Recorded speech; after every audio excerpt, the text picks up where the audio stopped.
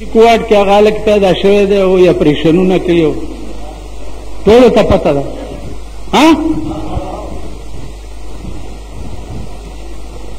خبره واوره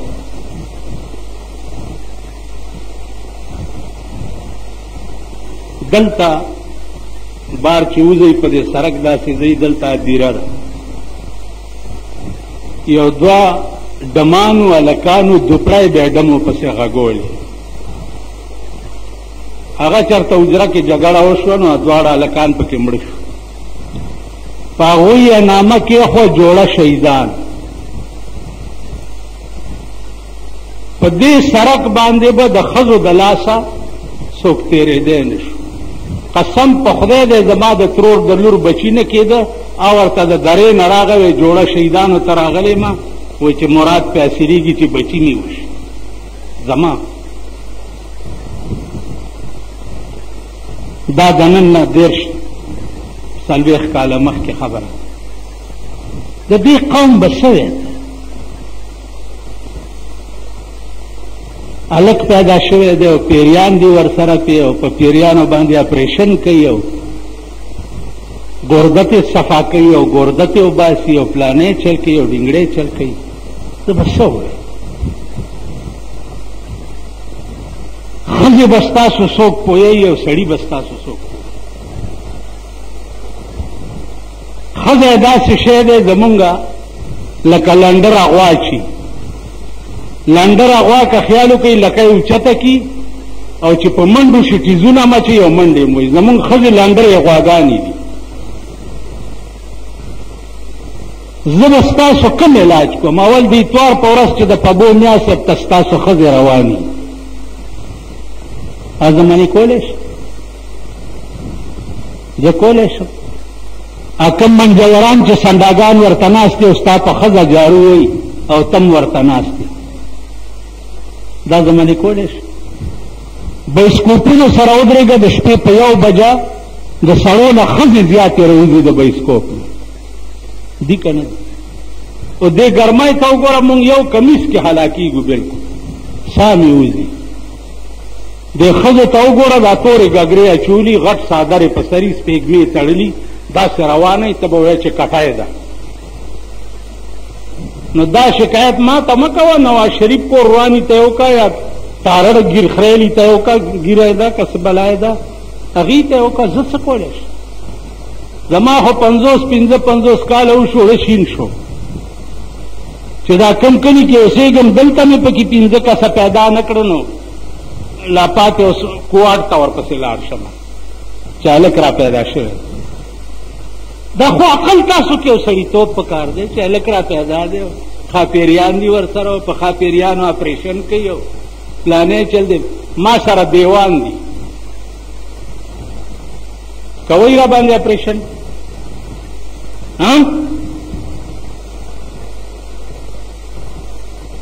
او زه اعلان کوم چې ما سره دیوان دی او راځئ اپریشن یې کوم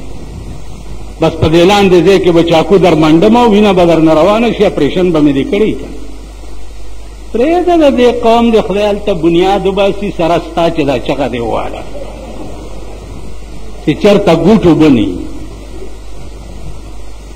تاسو پوه شوئ دا زما د وس کار نه دی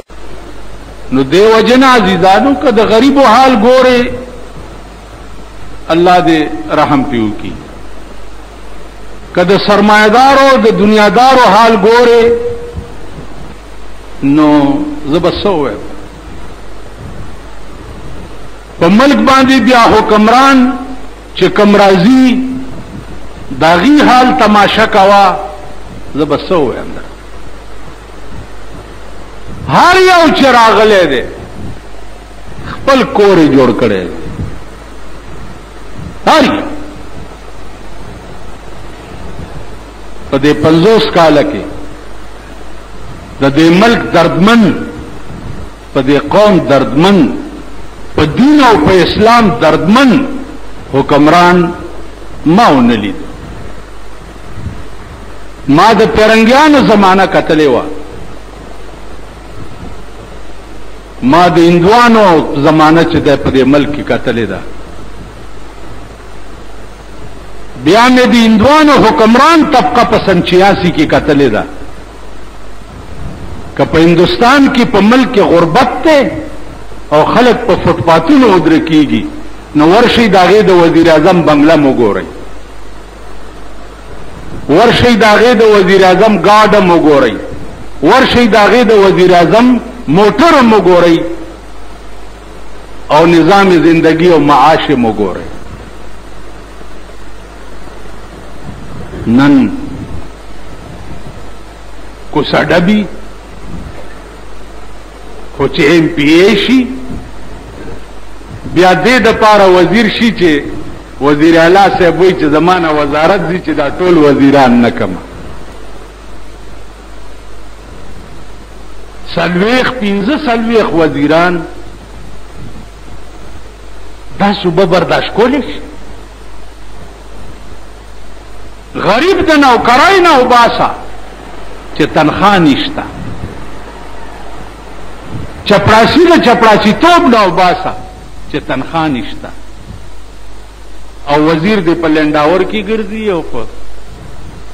لینکوزر کې دې ګرځي او غریب لدی د 2000 روپو تنخواه نه ملوي نو عزیزانو عرض می داو چې خدای رانی ولې دې دا ملک او خورز بنګوري نن ستا د ملک دا قومي اسمبلی چې دا دی قومي اسمبلی ته ایمان دا پکارو چې د ملک سربراه ورننوځي او دې دې نه ونیسي او راوای چې یو په لتو په اسمبلی کې وخیږي چې دا باری منډیټ مونږ دې لپاره تا درکړو چې د غریب مور بچي دې د 0 روپو نوکری ورته نه ملایي باری منډیټ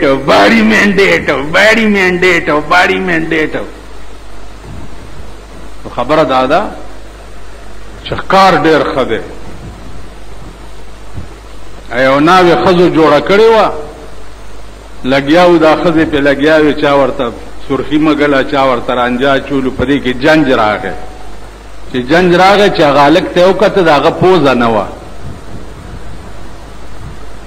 چې پوزه نه و نو ناوی تغلی غوندي جنا کوي چې هغه جنج خوراغه ظلمه پکې چې دې پوزه نشتا ناوی ته وي هغه ورته چې اوس مې په قسمت دا بے پوزي جرا ته خدای خکینو نو زمون په قسمتم بے پوزي راځي سم سره زمون په ملک یو خطا سو وګورئ دی بوتونو ته د چا بس پیګمی کږي وي د چا به بریتونه اوچتي د چا به تندې چې د کولال کټوي وي د چا بسې د چا بسر خریل مړه خپلوي غم بین دسه سړیم خدای مونږ ترانه کو چاسي ورته وګورو او یو ورځ لوګم په دفش څوک چې ګوره دا مردار مخي او دا تور مخي او دا په بل ورځ مې یو فوټو په اخبار کې وړي دا څوک دی دا پلانې دی چې مې وکړه مال خدای شکر دی چې په خبر کې نه دی کینی ما خو به د درې ځله د ورځې الټای کولې چې د دې مخته مې کته نو عزیزانو خریله خدای اس میړه نه ور کوي نه ټول ور نو خری میړه څوکي خرا قوم دی مړونه به دغه راځي چې دا ګوري څنګه چې قوم دی دغه سي خو ورځ به نه ګوري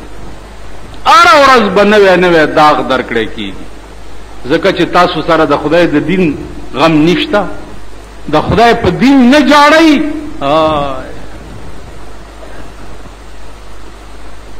سعد ابن ابي وقاص چې څو وخت شهید شو په جنگ کې لګیا دی جنگ کوي نو داسې جنگ کوي چې په مرګ باندې سینه واره چي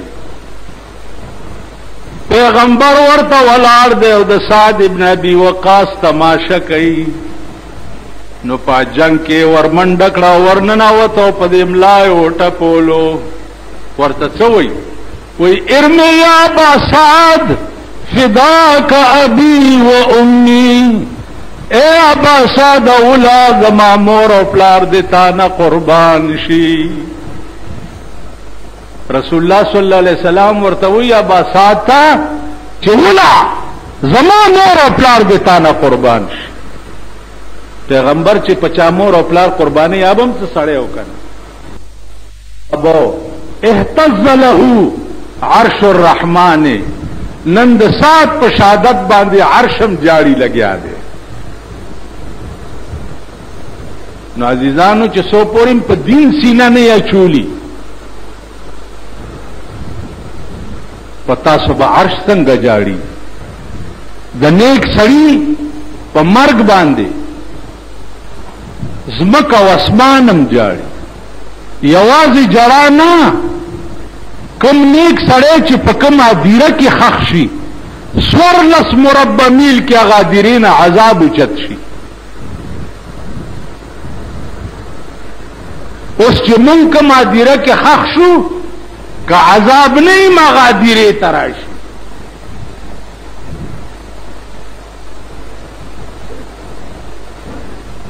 تاسو پوه شوئ؟ نو عزیزانو عرض مې دا و چې د دو سیزونو درد زړه کې پیدا کول دي.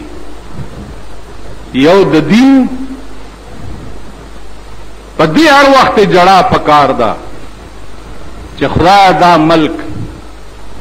کومه تباہی لتا ساتلې ده، چې د قرآن غوندې قانون موجود دی او د دې ملک فیصله د انګريز په قانون باندې کی. قرآن غوندې قانون. یو ځل ماته یو سړی راغی د دې پاوکیو عدالت کې ویلې سړی ورته چې تا سره شریعت کومه ویلې کو. تاریخ ولا ورکو نو سړی ما تراغه ویږي هغه مرګره می وای مقدمه در سره چې زه در سره شریعت کومه نو زما کیس لګواوره کا غټما خو شریعت کوم او کني غټما نو بیا نه کوم. ما ورته ویلې مالې پما یو کا غټي ول خام بجج ته ویلې ول جی بجلیګر مولانا باندې کو. زاغه وخت کې بجلیګر کې و چې څو وخت کې جرګرا جوړه شو معاملې واورو دل شو نو چې ما زچاش قاضي کړو منو پاغه مې بیلو دا وای ول تا خو ما ته ویلو چې غټي